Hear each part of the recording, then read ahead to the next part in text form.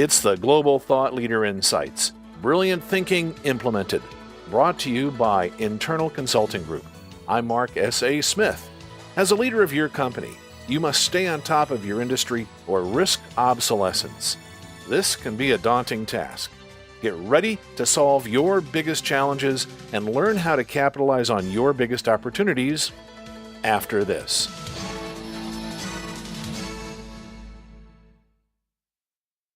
Executives depend on external advisors to fill knowledge and experience gaps, to help them make a case for change, or to have an experienced mind audit their thinking. Internal Consulting Group brings together a wide range of proven thought leaders from around the globe and makes them available to you. Get access to insights, advice, and the tools you need to succeed. Learn more at internalconsulting.com. Our guest today, Magnus Penker, is an internationally renowned internal consulting group thought leader on innovation, artificial intelligence, and business transformation. With 20 years of experience as a management consultant and business leader, Mr. Penker inspires leaders to find a new way of thinking and organizing to stay on top. He developed InnoSurvey, a leading methodology and global innovation database used to analyze and to provide advice to companies, business leaders, and scientists worldwide.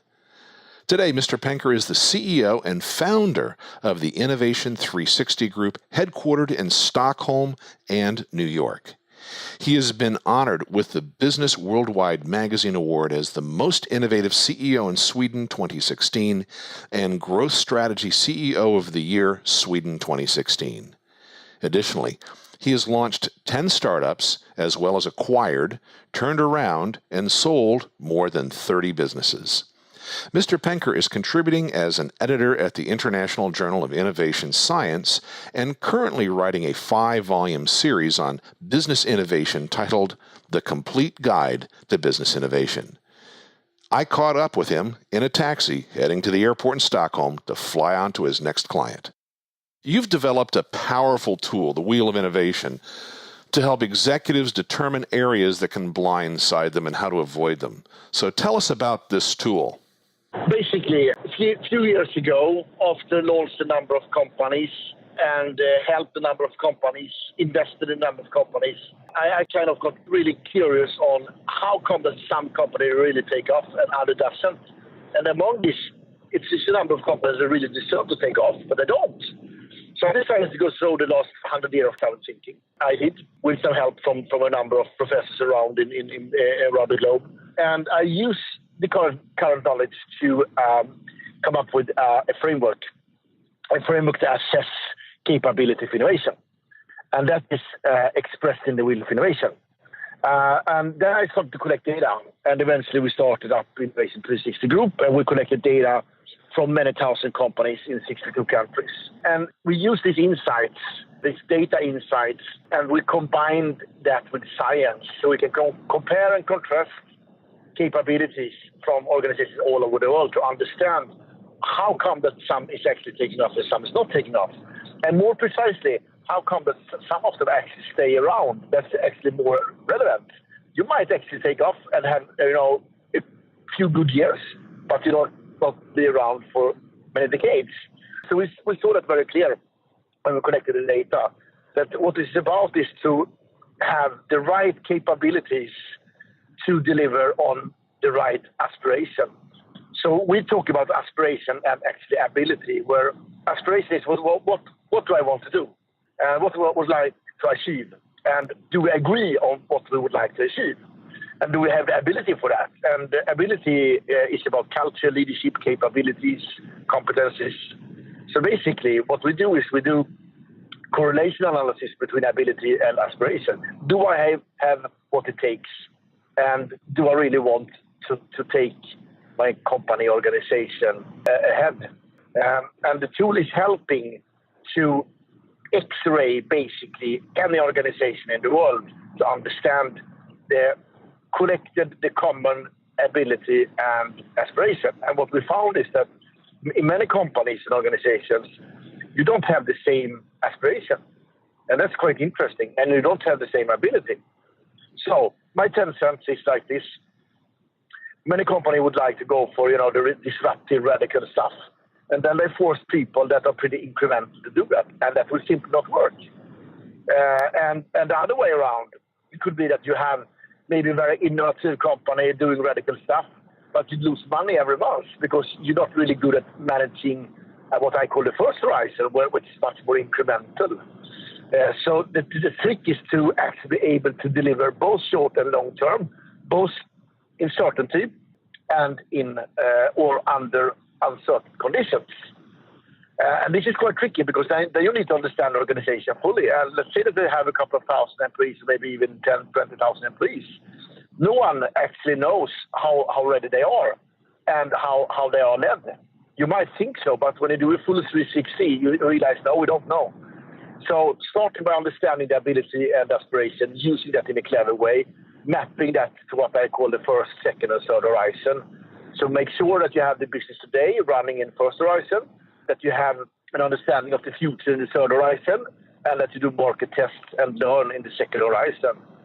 That creates a balanced, risk-mitigated portfolio, and you will stick around for decades. And this is really backed by data, and that's exciting to see when you have these numbers that it is actually possible to assess this. Yes, indeed. What you're talking about is the classic approach to a hedge fund, where we have short-term, intermediate, and long-term investments that tend to counterbalance each other, and one's down and the other one's up. And so in your horizon strategy, how long of a time frame do you see the first horizon, the second horizon, and third horizon? That's a really good question. I would say that most of the time, the first horizon is 6 months, maybe 12 months. And that is what I like to consider as the machine, the factory. And if you don't do anything, you will be less competitive in 6 or 12 months. So you need to work with improvements all the time. Third horizon, typically that is between 18 months and 5 years time frame, depending on. So let's say today AI is pretty much age 3 because we really don't know how to use it yet. We started using it in test in age 2. We try to roll out. And typically age 2 will hit the market maybe in 2 years, maybe in 18 months, maybe 12 months. And it is, as you say, also like a hedge fund strategy. Most of the things you do in age 3 will actually not be used in age 2, but you will gain a lot of learnings. So maybe you spend like 1 or 2 or 3 or 5% of your budget on that. Age 2, however, it might be like 1 out of 10, 2 out of 10 will hit the market. And there you might spend like 20% of your resources. And when you actually bring it down to the first horizon, you know it will take off. It will be possible to commercialize and to get it out on the market on a global scale. So the important thing is to work in short cycles in Horizon 1 to make sure you stay on top. And age 3 to 5 years, make sure you get the learnings.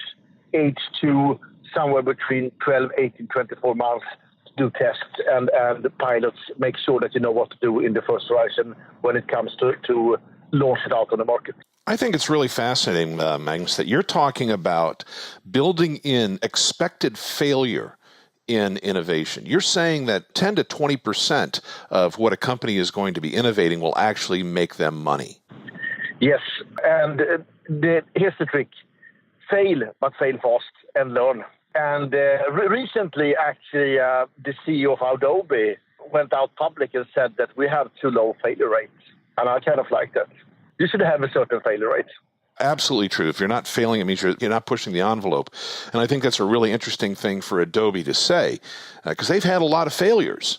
In fact, of the software companies out there, I think they probably fail more often than anybody else. Indeed.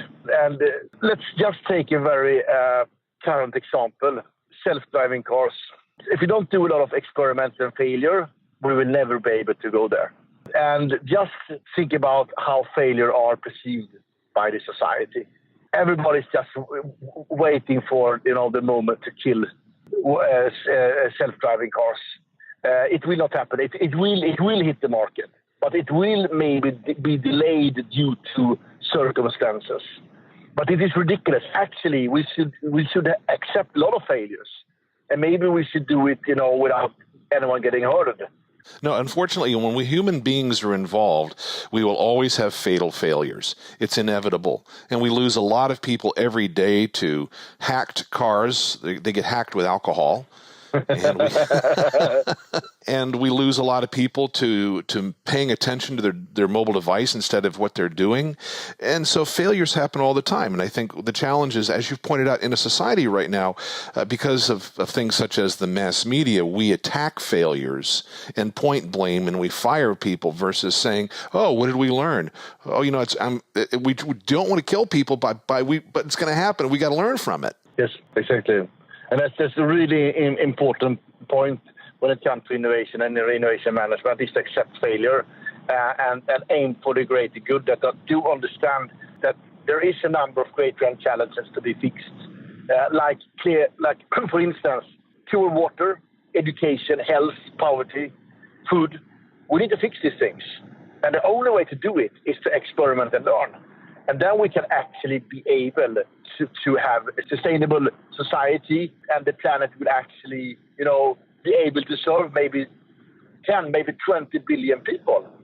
But if we don't try to fix this, then we have a problem. And then we have to accept failure.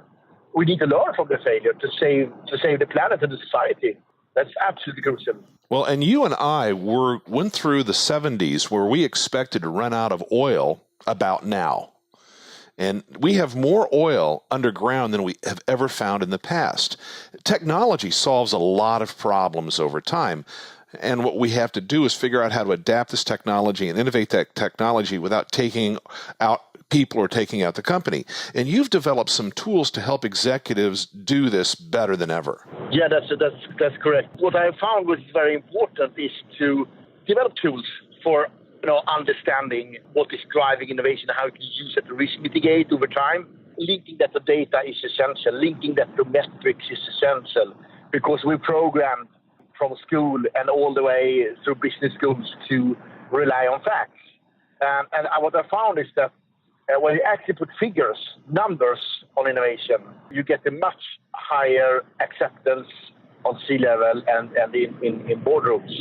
So making innovation tangible by the numbers is essential, because we always fight between faith, belief, and fact. And if we can link these two things, it's very powerful. And that's also why the tool we developed actually has been received as it has. We're now present in 28 countries. We're getting calls from all over the world due to that. Can you give us an example of how a company has used this tool to create some innovation? I don't want you to disclose any secrets, but if you've got some example of how you have used this tool with a client, I think that'd be powerful. Yes, absolutely. One of our clients, a $3 billion company operating in 30 countries, reached out to me 3.5 years ago. It was a trading company, and they went into a situation where they realized that they have diminishing margins, competition from companies like Alibaba, and these guys were into B2B actually, but Alibaba moved into B2B a long time ago. So they realized we need to do something. So they reached out to me and asked me, for help with this strategy. So I said, well, let's have a look on it and see what we can do. We realized that we need to assess their capability for innovation, because they had a lot of ideas. Actually, they had a lot of good insights in strategy as well, but they couldn't deliver on it. They were not able to execute on it. So when we did an assessment on the divisions around the world, we realized that they aren't really ready for, to challenge themselves, to figure out how to find a way to elaborate on the capability they have. And here's the thing, the capability they had is that they were really, really good at reaching out on emerging markets. They could literally take any kind of product and get it out on an emerging market, because they had such a strong relationship on emerging markets. The other thing is that they have market insights and expertise in many markets, like in pharmaceutical.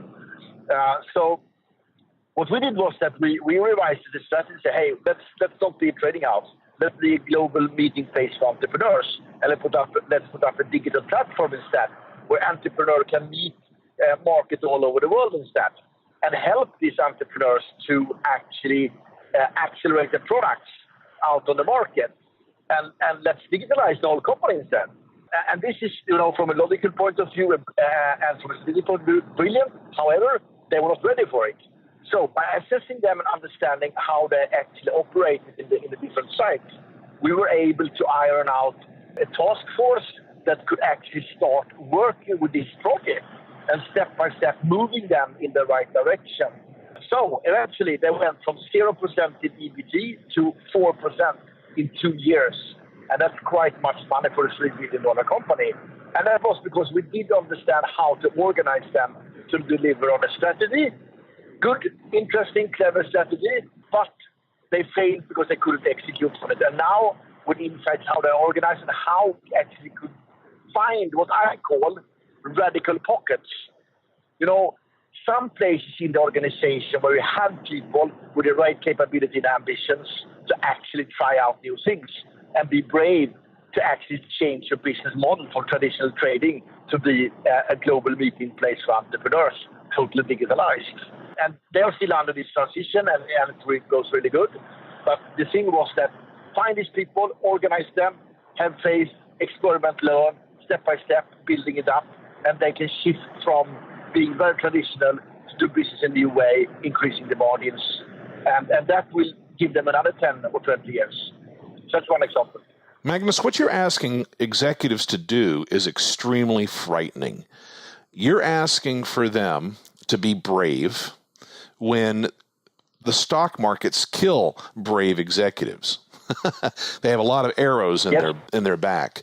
You're asking for them to expect for 80 to 90% of their projects to fail, when in most corporations and environments, that would kill a person's career. You are asking for radical changes in culture across the board in corporations to be able to innovate and succeed.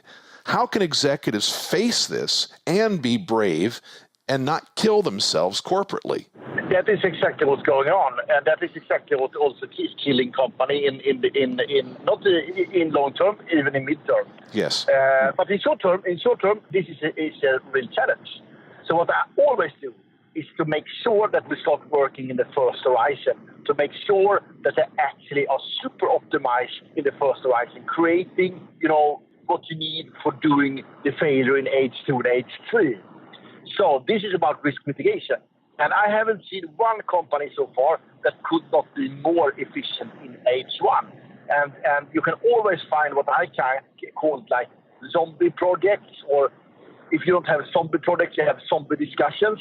There's always some zombies that you can kill in a company and actually be more efficient in the first horizon.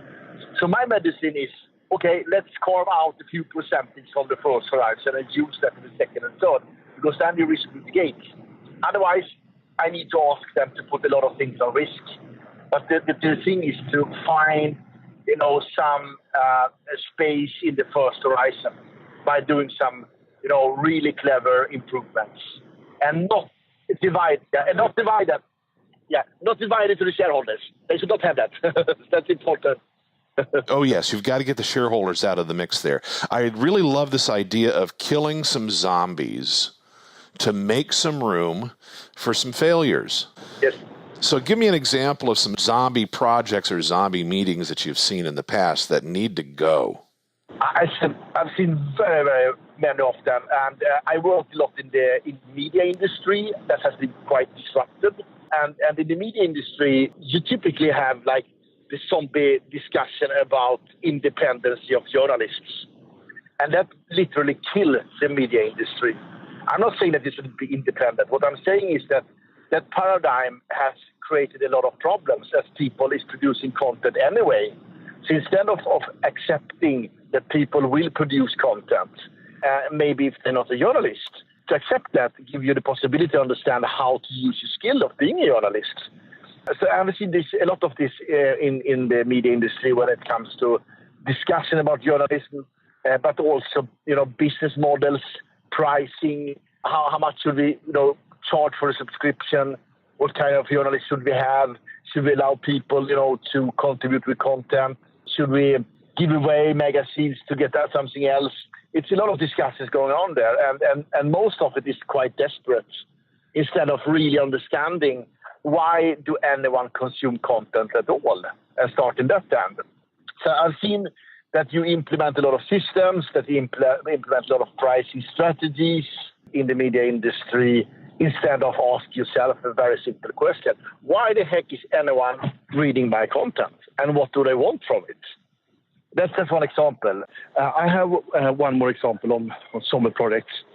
A few years ago, I worked with a big retailer, and they implemented a business system quite early and invested quite much money in it.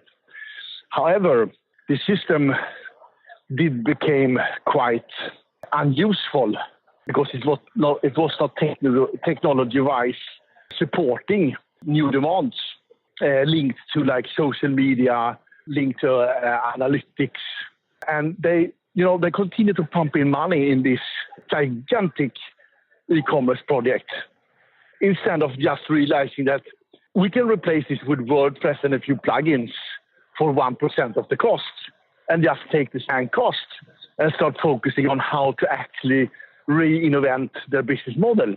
So they started up with adding e-commerce to their retail, as most have done in the past. And then they realized we need to have an omnichannel strategy where we link retail and e-commerce. And that was where the system failed. And they spent quite much money on this system. And what they should have done instead was just to kill it and replace it with some more or less off-the-shelf solutions like WordPress and a few plugins, and start to work from there. And this is quite common, that you invest a lot of money in very expensive IT projects, and instead of just killing it, you try to fix it, and it will be more expensive, you will be slower. And then you have like lean startups that can bring anything to the market in the speed of light, because they use common components on the market and just assemble it and put together, and can be really fast. And that is a typical example where you in the first horizon actually can make some substantial impact by changing things and removing things and disassemble things, and figure out how can we be much more efficient. It will always be discussion about the balance sheet. Okay, do we have to depreciate this? What is the write-off cost here? Yeah, you have to take it. But you already paid for it. So it's just about, numbers and bookkeeping. So yes, you have to write it off the balance sheet. But on the other hand, you will be much faster and create some substantial improvements in the first horizon. And then you can figure out how to run a retail in the second and the third horizon. Because today, on this account, still for many retailers, they are stuck in the first horizon. They try to fix a broken business model instead of realizing maybe we need to do some, things in the first horizon and sacrifice a few old truths instead of try to fix things that is not working. So that is kind of radical. On the other hand, it is possible to control. You can calculate on it. You can do an ROI on it. So it is not unsecure, but radical. And I have seen that many times in the first horizon. It is possible to do things that is quite radical, but still controlled. And then you create some space for the second and third horizon. We'll be back with more after this. The world is moving fast. It's difficult to keep up. Your executive team needs new ideas to keep them ahead of the competition. Download and share the Internal Consulting Group's monthly executive magazine, The Insights Review. Every issue includes thought leadership and ideas that you can leverage to solve issues and harvest opportunities facing you. Get your complimentary copy from internalconsulting.com/publications. What you're asking executives to do here, once again, is to be brave about sunk costs.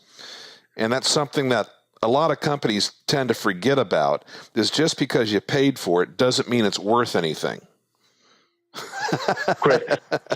Correct. And the thing to keep in mind is that 50% of the Fortune 500 turn over every decade, and there's a lot of people that are predicting that's going to be up to 80% of the Fortune 500 turning over because of digital disruption, because of using old business models to implement new technologies. And what you're talking about is how executives can survive this massive disruption. And that is, you've got to change the business rules, and you've got to look at the world a completely different way. What you learned in an MBA a decade ago will kill you today. And so your tool helps people figure out how to preserve their future. That's quite correct. And everything is about the capability of continuously challenge and learning and risk mitigating over the horizons. Because competence gets old, capability doesn't get old. And that's the whole point here. You need to learn to learn. Yeah, let's call that out. I think I want to make sure that our listener really gets that. There's a difference between competence and capability. So yes, it's a huge difference between capability and competence. Competence is what you get from going to a course or a training program or partly in school or an MBA, and that gets old pretty quick. And what you learn in the MBA program can very well kill you 10 years later. So the thing is that you should focus on how to learn and how to act and be proactive. And that is capability. And capability is on the group level. It could be on individual level, but normally it is a group level or on company level, where you actually together form the ability on reacting and proactively take measure to learn, to develop, to understand, to gain insights. While competence is here and now a specific skill that you learned. And that will get old, that knowledge. So I'm not saying that you should be incompetent. What I'm saying is that you should be competent, but have the capability of staying competent and staying on top, not just today, but also 10 and 20 years from today. And our tool is focusing specifically on capability. And when we went through the last 100 years of current thinking, we carved out 66 capability for innovation that we actually assess. So we make sure that we do understand how is your organization organized, and how does these 66 capabilities, what is the level of them, and how do you actually use them to make sure you stay on top all the time. Absolutely critical to long-term success is the ability to unlearn and then relearn about the ongoing technologies that are facing us today. That's a big ask of a lot of executives who have seemed to stop learning. And if they can't lead their team into more learning, they will be replaced. No doubt about that. So what are some of your suggestions for helping executives stay ahead of the curve? You need to have faith. You need to believe. And the only way to motivate yourself going to the work every day and be brave is to think about the legacy. What would you like to achieve for yourself, your family, your employees, your shareholder, the market, the planet? What is the legacy? What do you want to achieve in life? That's the only thing that keeps this spirit alive, because it's a hard work. It's really hard work, and you need to stay focused. And then I think that you need to have like a higher course. You need to think that you can do some real change that is sustainable. I think that's the key. That's right. I absolutely in alignment with you. Legacy is the people we leave behind, not the things, the people. What do you use as your crystal ball to predict the future? That's a good one. Actually, I have a few tricks, a few aces. It might not be what people expect, but I do a few things. One of them is that I'm very interested in history. I read a lot. The past can help us to predict the future, and we are under disruption, and we have been under disruption, earlier in mankind. That is one thing I do. The other thing is I'm addicted to Google Trends, so to understand what actually people are thinking about as we speak. I think that's a great idea. Google Trends gives us a lot of insights. What other things do you use to feed your crystal ball? So I read a lot of history. So understand how we reacted on disruption in the past, because we have been through a number of paradigms in the past. The industrialization, for instance. And way back, it has been like, dynamite. It has been the wheel. By understanding how people react on that and use Google Trends, that's the two key sources I have. I like to understand how people react, and I want to know what they're thinking about right now. I do not read papers to get an idea. I read papers just to, make a decent conversation, not about getting, to feed my crystal ball. I still don't believe in that. I believe in understanding what people are thinking about and how they reacted in the past. That is how I do it. And that's a really beautiful thing, and that does give us faith. It's a beautiful thing. Magnus, this has been a fantastic conversation. How can executives get a hold of you, engage with you? What would you like for them to do? We are happy to help any kind of brave CEO out. We operate in 28 countries through our own consultancy practice and through the network of licensed practitioners. And by having a huge network of licensed practitioners that use our methods and tools, we can engage in projects in any corner of the world, which is what we like to do. So you can get hold of us. Just go to our website, innovation360.com, and we will be happy to help and engage and bring people from our network into work in any corner of the world. That's what we do. That's what we like to do. And there is also a possibility for large corporations to engage by actually getting their teams, their best business development teams, accredited. So very early on our journey, we made a brave decision ourselves, not to be protective, actually to accredit other consultancy firms around the globe with our method and tools. By doing that, we created enormous movement with people all over the world, working with our data, our tools, our methodology to create some substantial results. And doing that, helping us to serve CEOs all over the world, in every corner of the world, and doing this in a massive scale. So there are two possibilities to work with us, either as a client or as getting accredited and accredit your internal consultants. Or if you have already consultancy from your work, you can ask them to get accredited. So we think about ourselves as the home of innovation, and we create a massive scale innovation movement at the moment and invite everyone to join that.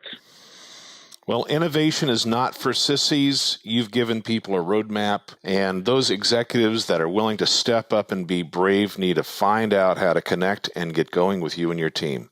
Thank you, Magnus, for sharing your insights and your brilliance with our listener. Thank you very much. It was a pleasure. And remember, be brave. That wraps up this episode.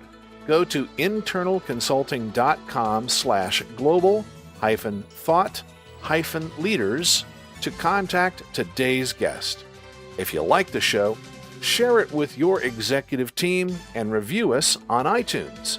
This is Global Thought Leader Insights. Brilliant thinking implemented.